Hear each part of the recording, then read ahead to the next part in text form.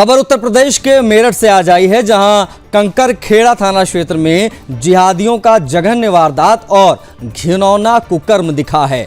कंकरखेड़ा के ग्राम लाला मोहम्मदपुर के पास एक खाली मैदान में इन मजहबी दरिंदों ने, उन्मादियों ने एक बेकसूर दलित हिंदू युवक को अपनी बर्बरता और अपनी क्रूरता का शिकार बनाया और शिकार बनाकर पूरे उत्तर प्रदेश को दहला दिया। ये कहना गलत नहीं होगा।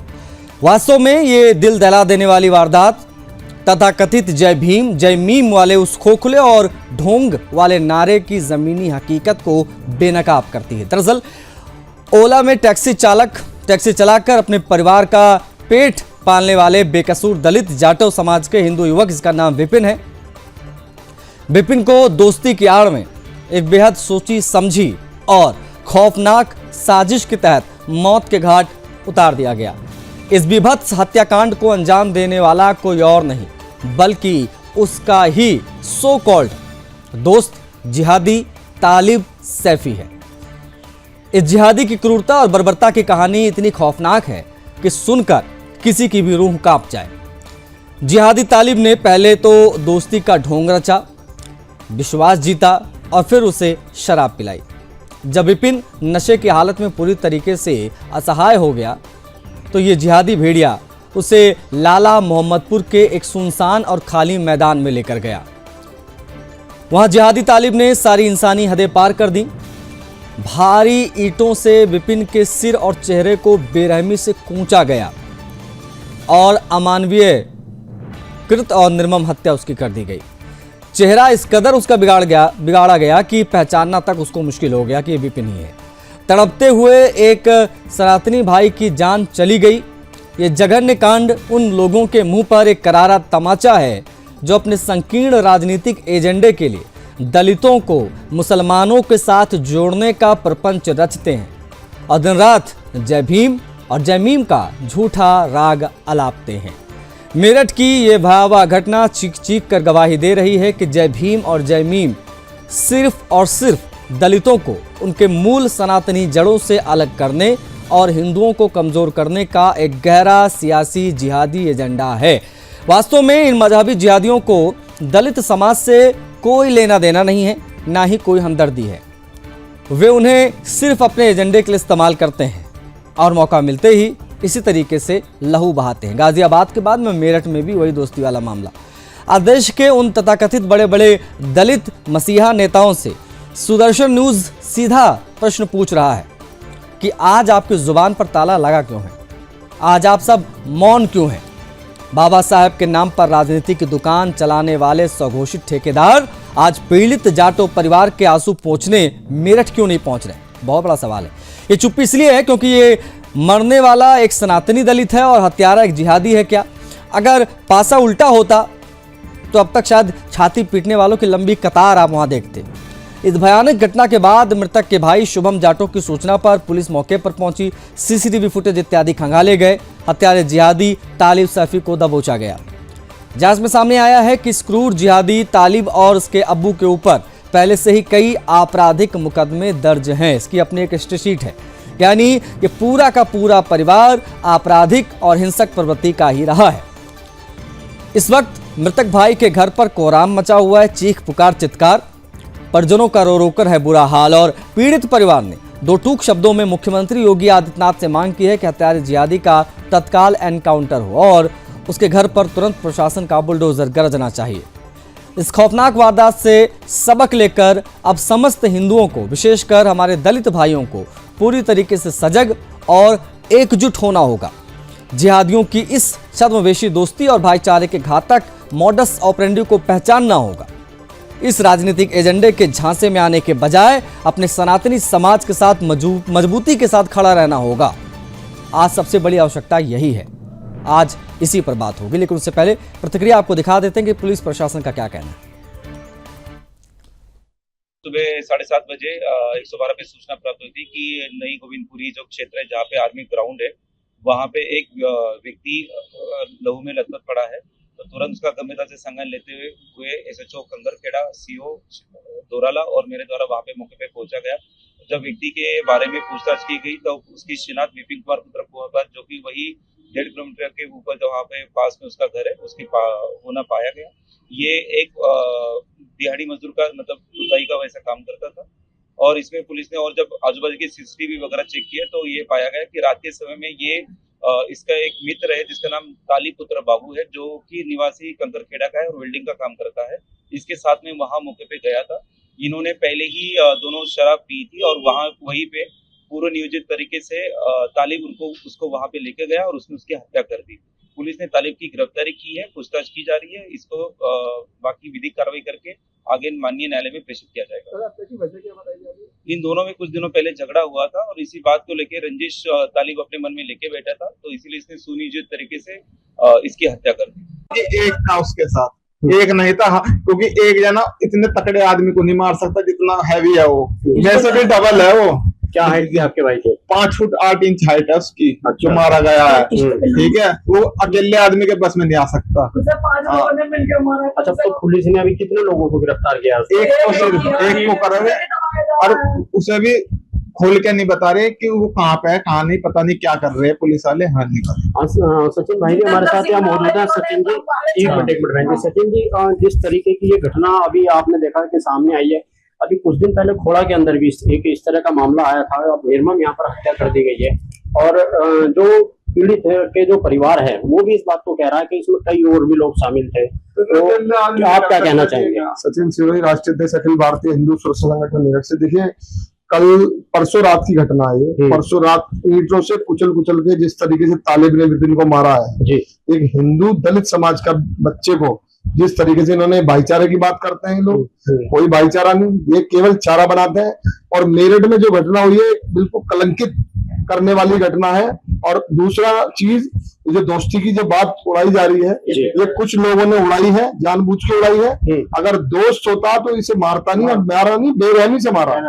आप देखिए, किसी को मतलब एक उसको जानबूझ के जो है ये जो नशा करके मारा, करवा के मारा, ऐसे मारा, कुछ नहीं। ये योजनाबद्ध तरीके से मारा गया। कम से कम 5 लोग इसमें शामिल हैं। जिस जगह मारा ईंटों से कुचल के, उसके ऊपर मोटरसाइकिल फेंकी गई है। उन कम से कम ईंटों में इतने घाव है, 4-4, 6-6 इंच घाव। एक व्यक्ति इतनी नहीं, वो उसकी हाइट देखो, छोटी सी हाइट का व्यक्ति इस तगड़े व्यक्ति को इसे मार सकता नहीं, कोई नहीं मानेगा। उस जगह की फुटेज नहीं ली पुलिस ने, उस जगह की फुटेज, क्योंकि वहां है नहीं कैमरा वहां आसपास। वो तो फुटेज लिया किसकी? उसके घर से निकलने की। अरे भाई, 4 आदमी उससे पहले वहां खड़े कर रखे थे, पहले उस जगह पे खड़े कर रखे थे जहां मारना था।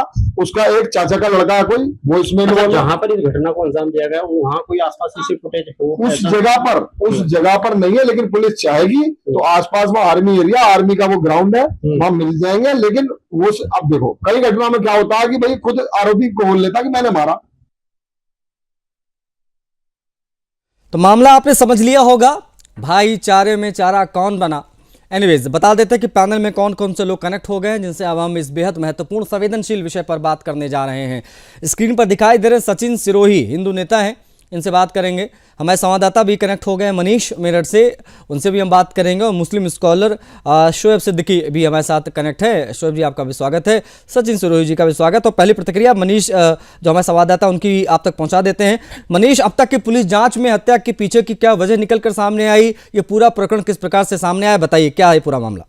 मनीष। बिल्कुल, देखिए, आज अगर पुलिस की हम बात करें तो पुलिस के द्वारा जो बताया जा रहा है कि वो दोस्त थे, और जो तालिब नाम का जो व्यक्ति है, जो आरोपी है, उसने विपिन की जो हत्या करी वो एक साजिश के तहत करी। पुलिस जो कह रही है कि उनका पहले कोई विवाद हुआ था, जिसके विवाद में चलते उसने रंजिश रखी हुई थी और रंजिश के तहत उसको शराब पिलाई, नशे में किया, और उसके बाद उसकी जो है ईंटों से कुचलकर वहां पर हत्या कर दी गई। लेकिन जो अगर परिवार की हम बात करें, जब हमने परिवार से बात की तो जो परिवार के लोग बाग है, उसकी जो बहन है या उसकी माता है, जो उसके पिताजी हैं या उसका जो भाई है, वो बिल्कुल स्पष्ट कह रहे हैं कि हमारा जो भाई था वो मतलब किसी एक व्यक्ति के जो है दबाव में नहीं आ सकता था। मतलब कोई एक व्यक्ति उसे नहीं मार सकता, क्योंकि पुलिस ने अभी तक जो गिरफ्तार किया है वो केवल एक व्यक्ति को गिरफ्तार किया है, तालिब को। फिलहाल पुलिस का भी कहना यह है कि तालिब ने ही उसकी हत्या की है। लेकिन जो हिंदू संगठन के लोग बाग हैं और जो परिवार के जो व्यक्ति हैं, वो इस बात को बिल्कुल स्पष्ट कह रहे हैं। और वो अब लगातार परिवार की जो मांग है, परिवार के कुछ लोग बाग अभी कुछ ही देर में जो है डीएम ऑफिस पहुंचने वाले हैं, वो लगातार इस बात की मांग कर रहे हैं कि जो आरोपी है उसके घर पर बुलडोजर चलना चाहिए, और जो तालिब है उसका एनकाउंटर होना चाहिए। एनकाउंटर की मांग अब लगातार बढ़ती जा रही है। जो बड़ी संख्या में जो महिलाएं हैं वो अब डीएम ऑफिस की तरफ कूच कर चुकी है थोड़ी देर पहले। ठीक है मनीष, आप बने रहेगा हमारे साथ। शोएब भी हमारे साथ हैं, शोएब सिद्दीकी। शोएब, ये क्रूरता की सारी हदें पार कर देने वाला मामला है। पत्थर ईंटे से कूच कर उसका चेहरा बिगाड़ दिया गया, इस कदर उसकी हत्या की गई। जरा आप मुझे समझाइए किस प्रकार के भाईचारा है और ये किस प्रकार के भाईचारे की आप लोग बात करते हैं जिसमें हर बार चारा हिंदू बनता है। ये दोस्ती के आड़ में पहले गाजियाबाद में हत्या कर दी गई, उसके बाद में अब मेरठ में, ये क्या मोडस ऑपरेंडी है? क्या कहेंगे इस पूरे वारदात पे आप? देखिए आशीष भाई, मैं बहुत अफसोस के साथ इस डिबेट में बैठा हूँ, क्योंकि मुसलसल इस तरह की डिबेटें सामने आ रही हैं और कहीं ना कहीं मुसलमान समुदाय क्योंकि वो इस तरह के कृत्य कर रहा है, इसमें कोई दो राय नहीं है। अगर इस वक्त दिन का 12 बजे तो हम रात का 12 कहेंगे तो लोग पागल कहेंगे। देखिए यहाँ कहीं ना कहीं कमी हमारे वहां हम लोग की भी है। एक शोएब सिद्दीकी कहां से कहां तक करे। आप देखिए मुल्क के हालात किस तरह के आप देख रहे हैं, दिन ब दिन कोई ना कोई वारदात सामने आ रही है। तो जो हमारे जो रहबर है यहाँ पर, जो खास पॉलिटिशियन है, जो मैं खासकर कहूंगा, दीनी आलिमों को तो नहीं कहूंगा क्योंकि दीनी आलिम इन चीजों से थोड़ा बचते हैं और खैर बचना भी चाहिए उनको। जब दीनी आलिम हमारे पॉलिटिकल बन जाता है तो दिक्कतों का सामना करना पड़ता है। यहाँ पे जो बड़े बड़े नेता किस्म के लोग हैं, इनको सामने आके मंजरेआम पर आकर इस तरह की वारदात के जो है प्रोटेस्ट करना चाहिए और इसको कहना चाहिए कि यह गलत हुआ है। हम सरकार के साथ हैं, हम पीड़िता के साथ हैं।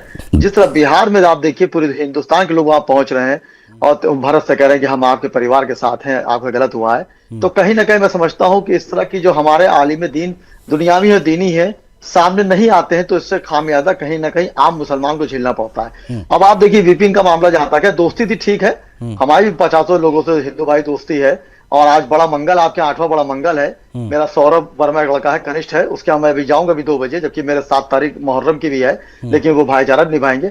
लेकिन आप सही कह रहे हैं, हम कब तक बचाव करें बैठ के, कब तक हम डिफेंस की बात करें। लेकिन यहाँ पे कहीं ना कहीं आशीष भाई थोड़ी सी गौर करिएगा बात, कहीं ना कहीं मैं समझता हूँ जो सिस्टम की कमी भी है।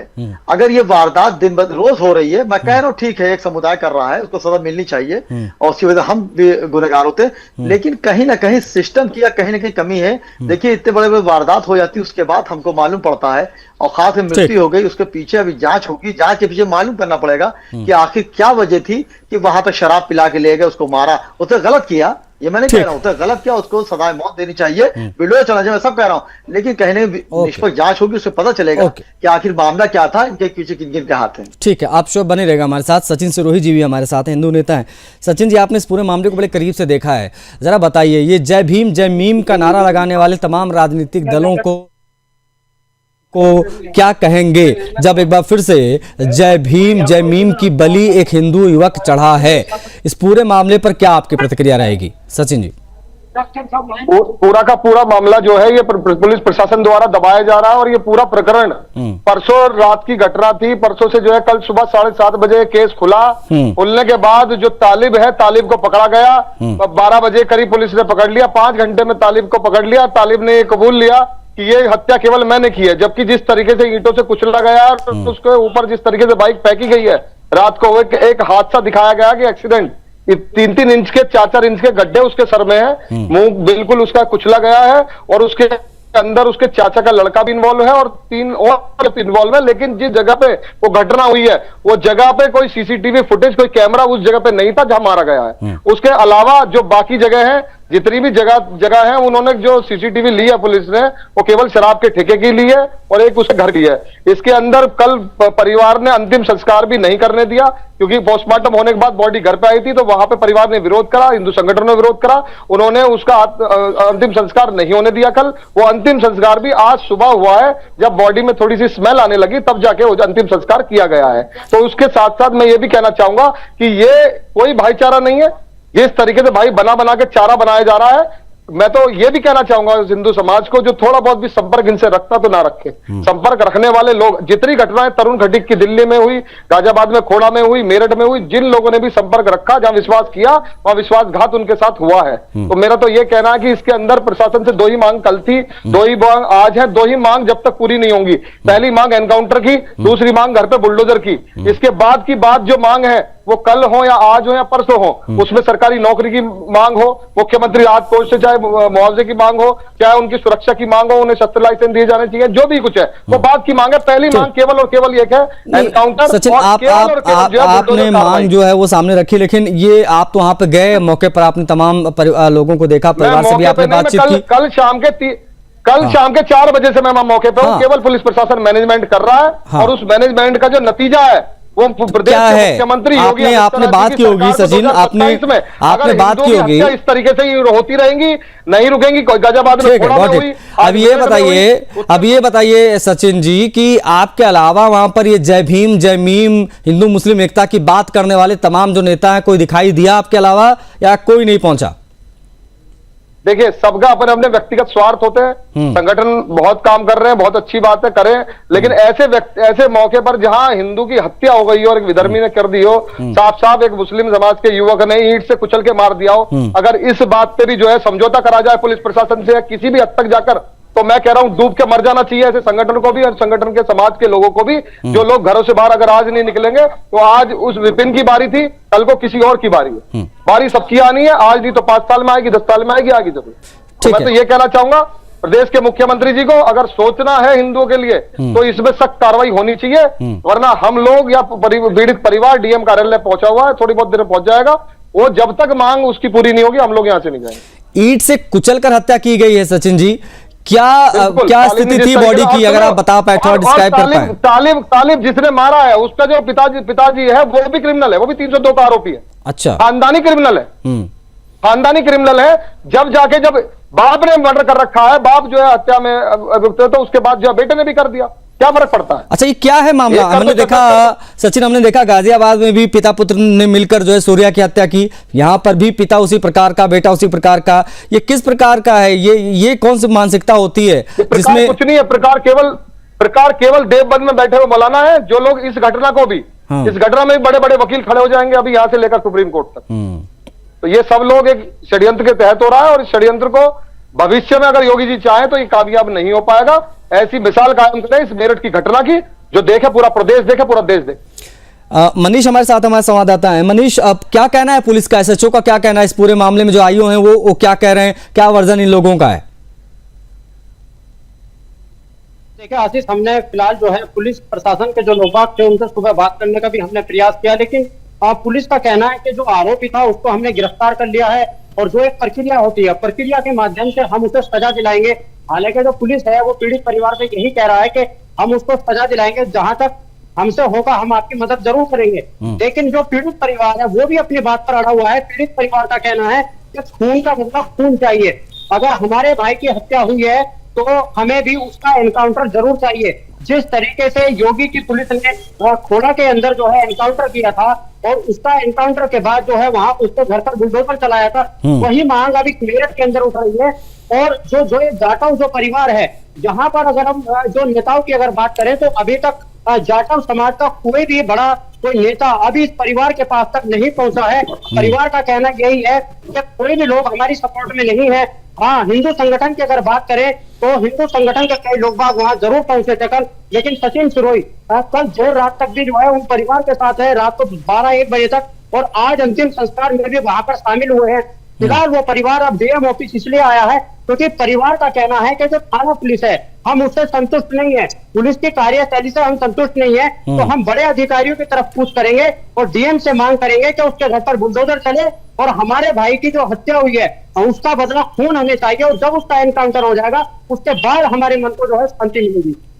ठीक है मनीष, आप बने रहिएगा। शोएब, ये भाईचारे की जो बातें होती हैं इस्लाम के हिसाब से आप जरा बताइएगा, क्योंकि आप मुस्लिम स्कॉलर लिखे हुए हैं, तो जरा ये बताइएगा सर कि ये भाईचारे में किस प्रकार का भाईचारा है, एक चीज। दूसरी चीज ये है कि क्या ये पॉसिबल है इस्लाम के हिसाब से कि एक मूर्ति पूजक आपका भाई हो सकता है, आपका मित्र हो सकता है? ये जरा बताइएगा, क्योंकि जहां तक मेरी समझ है, जानकारी है, आप लोगों के माध्यम से जो पता चला है कि यही कि भैया मूर्ति पूजक मतलब काफिर, और काफिर की हत्या करने से सवाब मिलता है। देखिए आशीष भाई, मामला इस तरह का है कि इस पर बहुत लंबी डिबेट नहीं करी जाएगी।